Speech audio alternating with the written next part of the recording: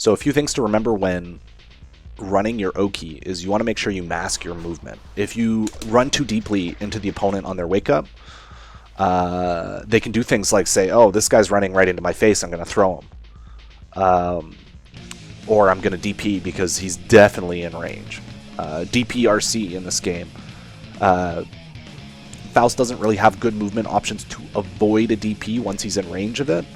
So you want to pretend that you may or may not be in DP range. This is really important in the Leo matchup. It's really important in the Soul matchup. Generally, anyone except maybe Sin, because Sin's hitbox and Sin's DP is really weak. You can kind of punish him for that. But most of the time, you want to run in at the very last moment. You want to like wait until the last possible moment to go for like the dive kick. You don't want to like run up and just do it like right in his face, because he's like, oh man, there's no way he can backdash away from my DP now. He's too close. And so a part of running like really befuddling Oki is that you don't give them the opportunity to either pick up on your movement tells or say, hey, this guy's in this position, he can only do these 3 options. Now I can choose a better option to like play against the spread. By being ambiguous with your movement before going in, usually it just means like staying outside of throw range until the very last moment. So like here, you go in at the last moment only. You don't run in and then go in. You go at the last moment. There are times where you do just run into their face, but you want to make sure that's a part of your game plan. Like you're baiting them into throwing. You're baiting them into doing DP for some reason. There's got to be a reason for it. You want to just keep things as concise and as close to the moment as wake up, as close to the moment of wake up as possible. Okay, so before we get into this, you need to make sure you know what fuzzy jump is and how fuzzy jump works. Fuzzy jump is you take the throw-in vuln granted to you on wake up, and it's 9 frames normally on wake up, 5 frames after block stun. You block for the majority of the throw-in vuln, and then you jump, usually out of pressure, or make an attempt to jump out of pressure. This is big in Guilty Gear because it's very hard to explicitly punish, and a lot of high-level offense is built around, and a lot of high-level defense is built around fuzzy jump. So go find out how that works. I'm not going to explain it here, but once you get it, come back. You can Google it. What is fuzzy jump in Guilty Gear? There's plenty of tutorials. And then we'll get into Oki after. So first things first, I'm just going to go over just common knockdowns for Faust. We have 2D, which kind of like goes into item toss. So you have 2D into item toss, and then you have 2D link item toss. And the reason why you would link an item toss after 2D as opposed to just canceling right into item toss is because Hammer is probably like one of Faust's strongest Oki tools. So depending on how you want to pressure your opponent or how lucky you feel, 1 in 5 times Hammer works every time. It's gonna kind of like change how you go about canceling items. So if I do 2D item toss here, the Hammer whiffs, but if I do 2D link item toss, it lands late. Now, preferably you want it to land just back of the head, because that kind of like gives you, that means you're as close as you're going to get on wake up, and you can link off of it quite easily. I didn't convert correctly there, but you see what I mean. So on top of just the 2D knockdown, we also have like Pogo, comboing into going my way. It's more advantageous than 2D, I would think. Or about the same, if you land it too close to the corner, however, you're kind of limited in your options because you can throw an item, but it goes behind their head. Also, a preview of just stuff you can do. You can like charge item and do backdash YRC.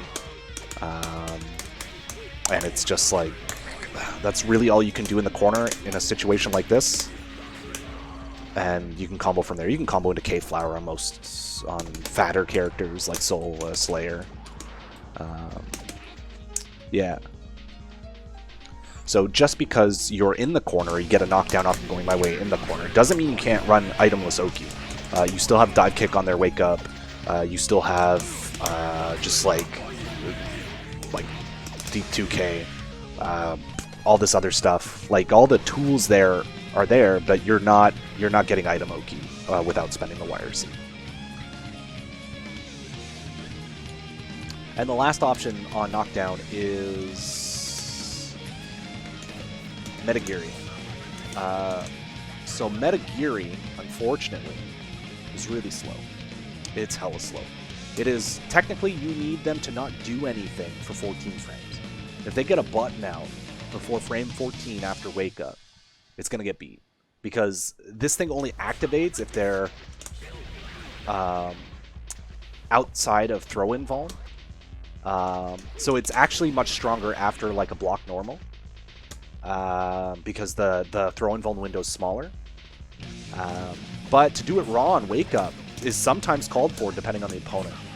Throw is more consistent for obvious reasons. But you get way more damage off Metagiri if their risk gauge is cranked a bit. Like it's a decent amount of damage. It's more damage at high guts, I think, than throw if you don't have meter. It's just like strong in general, but you do need a larger gap.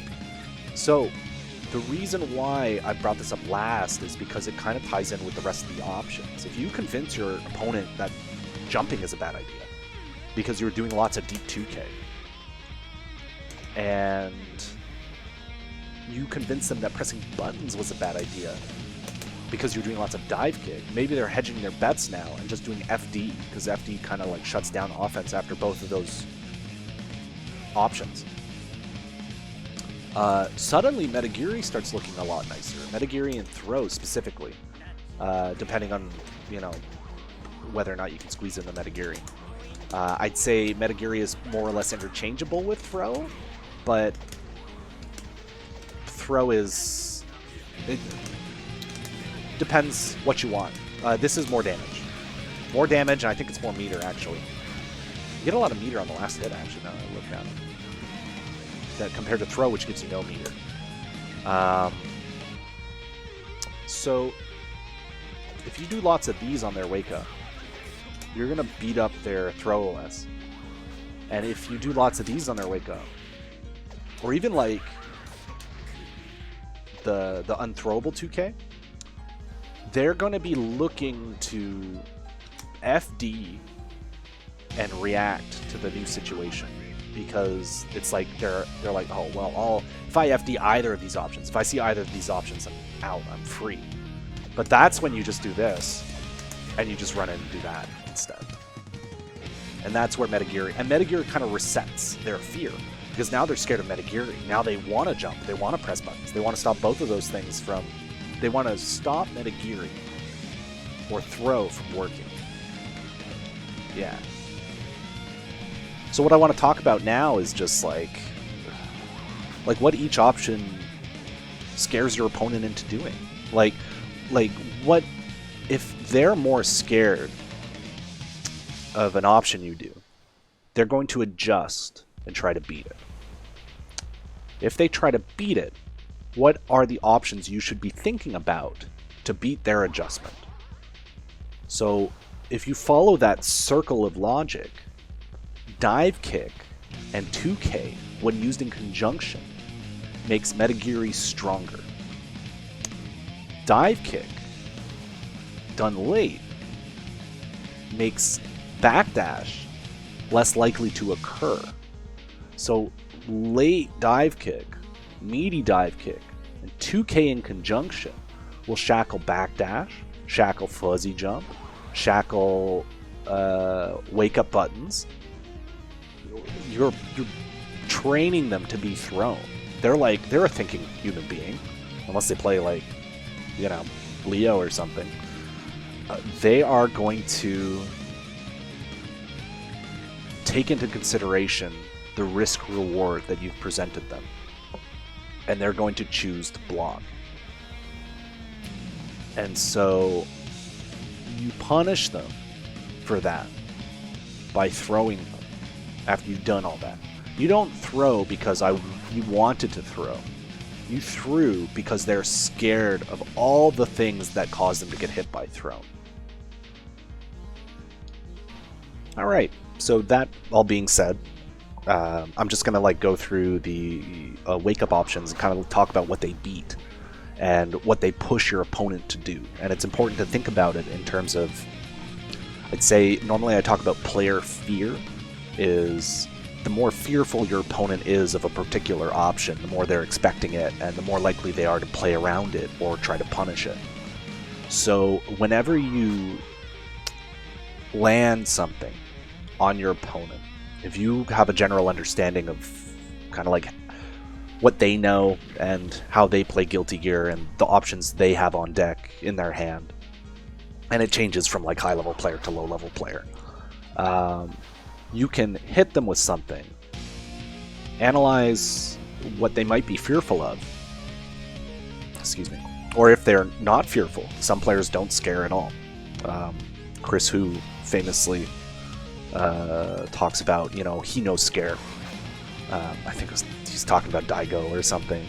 I think he's said it about a lot of people, and that has to do with the lack of adjustment despite being presented with an option that previously beat them and their decision. Usually a good player, if they're hit by something, that doesn't necessarily mean they're going to adjust. Maybe the reward was so small for the opponent that they just don't care. And so you have to be mindful of this decision making. Some players adjust abruptly upon being hit by something, and some do not. And so it's just something to take into account when analyzing player habits. So now that that's been said, I'm just going to go through each of the common or prominent options that Faust might use, and I'll go through each one of them in detail afterwards. So the synopsis is, he's got on Wake Up, let's set the guy to crouch on Wake Up. Block after first hit, sounds good. So he's got Meaty Jump 2K. This is Plan A. Plan A, this is the best thing you can do. It stops buttons, it stops throw OS, it encourages backdash and DP, but it doesn't really give up pressure. It's hella plus on block. Oftentimes on Wake Up you'll see boop, boop, like that, just one after another, because it's that plus. It crushes buttons so well that if someone tries to a bar A2P out of pressure for some reason, or a bar A2S, the second dive kick will just counter hit them for all their life. You have a later jump 2K on Wake Up. So it's a little later than the Meaty Jump 2K. It catches backdash where the Meaty Jump 2K does not. And in the corner, this is really good. If someone backdashes against a late jump 2K, you can combo into Going My Way and get a corner pogo flower combo off of it that does a ton of damage. It's weaker against throw OSs that hit really high. So in this case, Soul 5K throw OS would probably do really well against a later jump 2K on their Wake Up. As far as grounded options go for Faust, you have a Deep 2K. So this is a 2K that is done within throw range, and the reason why you do this is that it's hardier against FD. And it leads into really good FDC jump K mix-ups on block. It also keeps you, it's just hardier against FD in general. And it lets you confirm on hit. So it's just, the big problem is it does open you up to throw OS. But if you've been doing a lot of jump 2K at the last moment, in your opponent's face, they're not going to be pressing throw on Wake Up. So by doing lots of dive kick, just going in their face and doing a deep 2K gets far more threatening. And the deep 2K on their Wake Up will also catch backdash. You can get an air hit into a very low damage air combo. It's not the best, but it is something to punish backdash without giving up the rest of your offense. Now you have a shallow 2K, which is like hits on the last frame or so of the 2K. 2K has like 12 active frames or some shit. It's like 336. And so you can actually meaty 2K someone like Axel and still block their DP. This allows you to do some really cool like backdash on whiff like option selects where you do like a meaty 2K, and if someone DPs you get a backdash. This works on Sin, Axel, some other characters. There's other stuff you can do with that kind of with OS, but not against Soul because his DP is too good. It's too fast. We have meaty 2S. So we do use 2S sometimes. 2S is really, really active. So what you can do is you can pretty much meaty with it, similar to doing the deep 2K, but it causes an even better situation on block if they block it. Like the FDC mix-up afterwards is like, the situation's much nicer, I'd say, and hardier against FD, but this also catches backdash for more damage, depending on how you time it. Yeah. Next up we have deep throw OS, close slash. So what this looks like is this. You can also do it with K, depending on the situation and what you're trying to beat. But generally I do this a lot, especially in the corner, because if a character's doing like wake up DP, and I think I can actually just punch this into my reversal trainer. I'm gonna hack for a moment. There we go. So I can knock them down. Let's see if he gets it. Yeah, here we go. So you can go for a throw at the end of throw involve, and you can still go for, and you can still block DP. Now, the reason why this kind of sucks is that if you have 50 bar, you get guard cancel. Let's see if I can. There we go. Here we go. So if I can do this, so you block the DP, but if they're not doing DP, let's see, you get throw, and if they backdash on wake up. If they backdash on wake up, you get a backdash punish, depending on how you time it. Generally, if you time it to beat DP, you can also punish the backdash. But if you go for the if you do it as a throw, it'll only punish backdash against slower backdash characters. Otherwise, you're open for a backdash throw or something similar, and you have to use a different OS. So you can hedge your bets against like more than one option with this OS. All right, so we're gonna look at throw OS first. We're just gonna jump into this part of the Yomi circle. You do dive kick to beat it. You also do shallow 2K to beat it. Like, these are your answers. Start with those, because those are very safe, very advantageous on block, more or less advantageous on block. Like, you get to farm an item if they block the 2K, and you're still in for a mix-up if they just block the jump 2K normally. If I set this guy to block on wake up and not do any kind of recording, I can still run a mix-up after. I can still do FDC jump K. Now, it's not perfect. If they FD, they can actually kind of like kill my ability to convert, but it's pretty good. So what this will do is push them to FD. And once they're FDing, because they're like, man, I can't jump, can't fuzzy jump, I can't get out by jumping, it's bad, because the 2K's hitting me, I'm going to hedge against both. I'm going to backdash or I'm going to block. So I'm going to block FD and ruin his follow-up. So we're going to look at that first. We're just going to look at what FD does against these two options. So if I do FD, I can't really get a mix-up going. I can't convert off the overhead. And if I do 2K, I'm like, I'm out, man. I can get that, and that's it. And my offense is done. Like, I can't... Oh, it's hard to stay in against good FD. So, yeah. But if they're FDing on Wake Up, maybe they're doing Dragon Punch on Wake Up, because, you know, it's a Soul player, and he's like, yo, fuck this. This guy's pressing buttons in my face. I'm going to DP if they're not FDing. Then the throw suddenly works. The throw works really well. You scared them into blocking on the ground, not pressing buttons, because they're afraid of dive kick, and not jumping because they're afraid of 2K.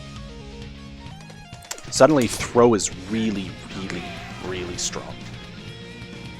Once you throw them, they're probably going to have their fear reset. They're going to start pressing buttons and jumping again. That's when you start going back to doing the 2K and the dive kicks. Like, that's the mix-up. That's the rotation. It doesn't even require, like, FDC jump K. Like, I show those off quite a bit because I can do them really fast, and they're literally, like, disgusting, but they're not necessary to mix up your opponent like this. The last thing to look at is backdash. So backdash is pretty straightforward. You can bait throw OS by going over the throw OS button. But you can also hit backdash with the same dive kick. Like I talked about doing a late dive kick over Wake Up 6P. You can catch backdash with the same dive kick. So this is where late dive kick comes into play, and it's really, really, really strong. Depending on how you hit them after the backdash, you can actually pick them up. Let's see if I can do it.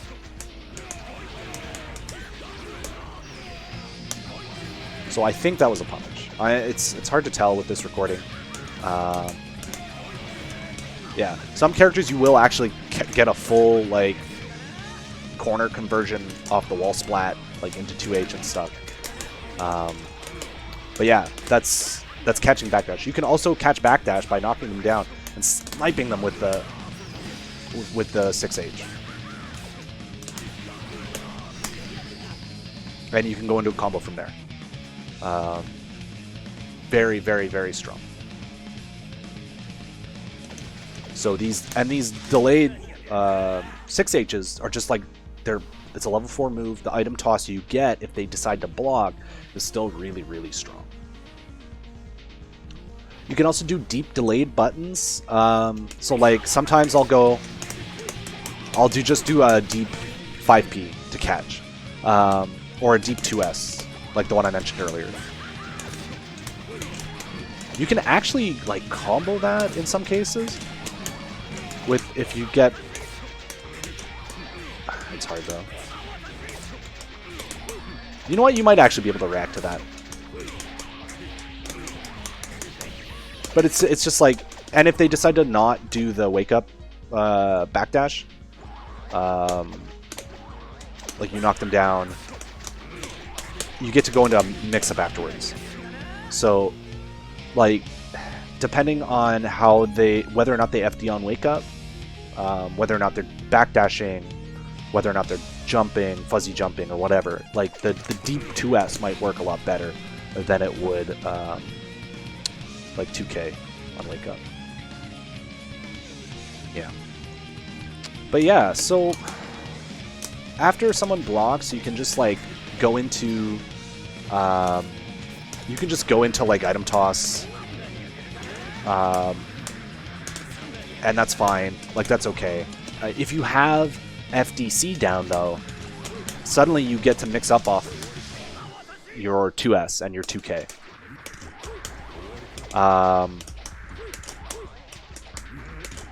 Man, it's hard. Yeah, so if they push you out far enough, or you do it too far out, you can't convert. You can sort of... If you have the meter, you can like RC the jump K at max distance. Or if you're a Lord, you can do like a just frame like FDC jump K into 2H, but it's stupid hard. So it's not that practical. But yeah, so the goal is you train your opponent to not throw OS. You train your opponent not to jump. Then you go for these options that also snipe backdash, depending on like what they want to do. Like, what do you scare them to do? How do they adjust? Make the reads. Do your next option. And once all is said and done, you'll be rotating through this rock, paper, scissors game, opening them up, punishing them super hard for it, and running your mixies like Amelia player. That's just how it goes. So, I hope you learned something. I know this kind of rambled on. I'm going to cut this together and hopefully it works out. Sorry for sounding super nasally and breathing through my mouth. I have a cold this week. I got that sickness after winning Esports Central, the monthly. Yeah. Maybe I'll do another one of these if you need it. We'll see. You have a good day. Bye-bye.